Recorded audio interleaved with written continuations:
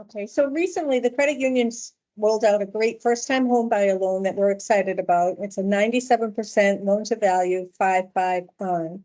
So let me break down what this means. First, a definition for a first-time home buyer is an individual who has had no ownership in a principal residence during the past 3 years and has not lived in a home owned by a spouse in the past 3 years. Regarding the 97% loan to value, this means that we'll lend you up to 90% of the purchase price. Your 3% down payment can be from your own funds, a local city town grant, or can be all gift from a qualified donor, which is typically a family member. A 5.5 ARM. This is an adjustable rate mortgage. The rate for the first 5 years will be fixed at the rate you close with. Today's rate is at 6.25%. After the first 5 years, the rate is subject to change and can go up or down by 2% based on the market rate at the time. The new rate will then remain fixed for the next 5 years, and this process will continue every 5 years thereafter for the life of the loan. The credit union will provide a $500 closing cost credit.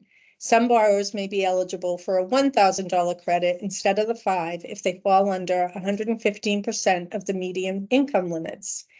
The limits are determined by the location of the property and includes the combined gross income of all borrowers on the application.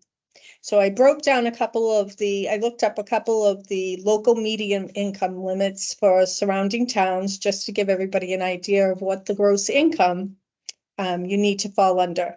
So Brockton has a gross income of $126,385. Mansfield and Taunton, actually, you can have at or below $154,790. Attleboro is $129,260, and Quincy and Boston areas are $171,235. So if the total applicant's income falls at or below these figures, you will be eligible for the $1,000 credit cost closing versus the $500.